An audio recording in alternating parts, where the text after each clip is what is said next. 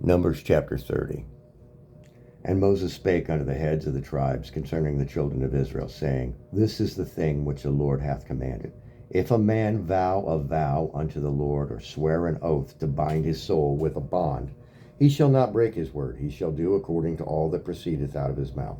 If a woman also vow a vow unto the Lord, and bind herself by a bond, being in her father's house in her youth, and her father hear her vow and her bond, wherewith she hath bound her soul, and her father shall hold his peace at her, then all her vows shall stand, and every bond wherewith she hath bound her soul shall stand. But if her father disallow her in the day that he heareth not any of her vows, or of her bonds wherewith she hath bound her soul, shall stand, and the Lord shall give her, because her father disallowed her. And if she had had at all a husband when she vowed, or uttered aught out of her lips, whether she bound her soul, and her husband heard it, and held his peace at her in the day that he heard it, then her vow shall stand, and her bonds wherewith her she bound her soul shall stand. But if her husband disallowed her on that day that he heard it, then he shall make her vow which she vowed, and that which she uttered with her lips, wherewith she bound her soul, of none effect, and the Lord shall forgive her.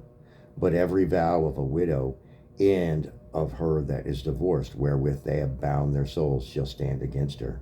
And if she vowed in her husband's house, or bound her soul by a bond with an oath, and her husband heard it, and held his peace at her, and disallowed her not, then all her vows shall stand, and every bond wherewith she bound her soul shall stand. But if her husband hath utterly made them void on the day he heard them, then whatsoever proceedeth out of her lips concerning her vows, or concerning the bond of her souls, shall not stand. Her husband hath made them void, and the Lord shall forgive her. Every vow and every binding oath to afflict the soul, her husband may establish it, or her husband may make it void. But if her husband altogether hold his peace at her from day to day, then he established all her vows on all her bonds which are upon her. He confirmeth them, because he held his peace at her in that day he heard them. But if he shall anyways make them void after that he hath heard them, then he shall bear her iniquity.